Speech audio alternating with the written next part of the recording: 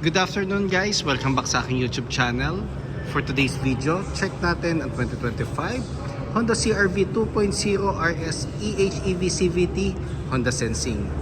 Guys, ito yung top of the line ng ating Honda CR-V.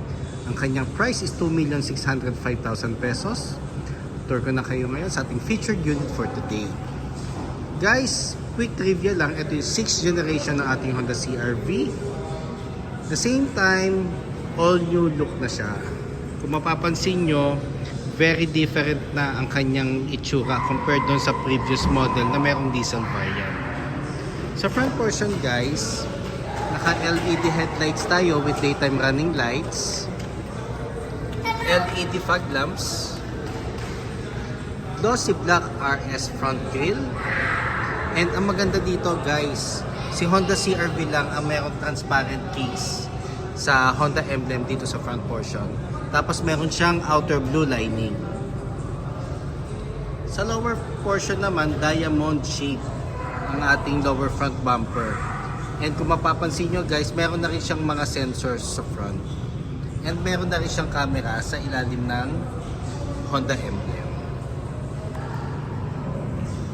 Napaka-aggressive ng itsura ngayon ng ating Honda CR-V. And kung mapapansin nyo guys, halos lahat ng ilabas ng Honda na all new look, may pagkasingkit na yung headlights. Sa upper portion naman guys, glossy black ang ating garnish. Regarding naman sa engine guys, hybrid na to. So dalawang engine natin, isang electric and isang motor engine. Ang kanyang horsepower guys is 204. Then ang kanyang torque is 335. Mas fuel efficient siya kasi most of the time pag in-start mo kasi ang sasakyan, electric motor muna or electric engine muna ang magfa-function. Ang motor engine natin guys, it's more on backup lang siya. Every time na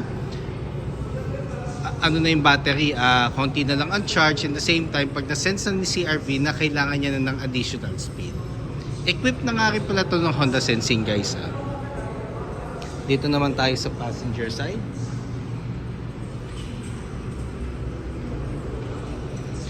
Ang maganda rin dito guys, kung mapapansin nyo, yung fenders niya, body color din.